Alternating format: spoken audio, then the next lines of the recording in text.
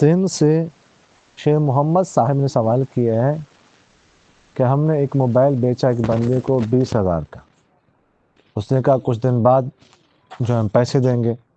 اس کے بعد وہ موبائل واپس لیا اور کہا کہ موبائل میں آپ سے نہیں لے سکتا، نہیں خرید سکتا، اور 2,000 روپے بھی دیا کہ چونکہ وعدہ کی خلاف ورزی ہو رہی ہے، آپ سے کہا تھا خریدوں گا، اس وجہ سے 2,000 روپے آپ لے لیں، اور موبائل بھی اس نے دے دیا.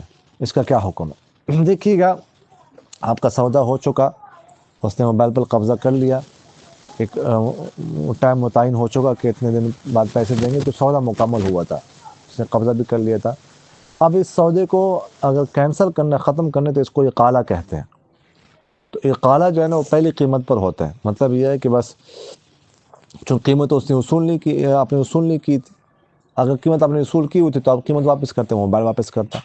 لیکن ایسا ہوا نہیں، بس موبائل اس نے واپس کر لیا. سودا اگر ختم کرنا چاہتے تو اس طرح ختم کریں گے، اور جو ہے نا مزید آپ کچھ لے نہیں سکتے.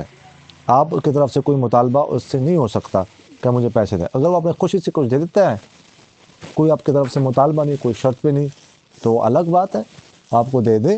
لیکن وہ اس کو ضروری نہ سمجھتا ہو کہ میں اس کا پابند ہوں، اپنے آپ کو پابند نہ سمجھتا ہو، ویسے اگر احسان کرتا ہے تو وہ پھر آپ کو دے سکتا ہے، اگر نہیں آپ مطالبہ نہیں کر سکتے. جزاکم اللہ.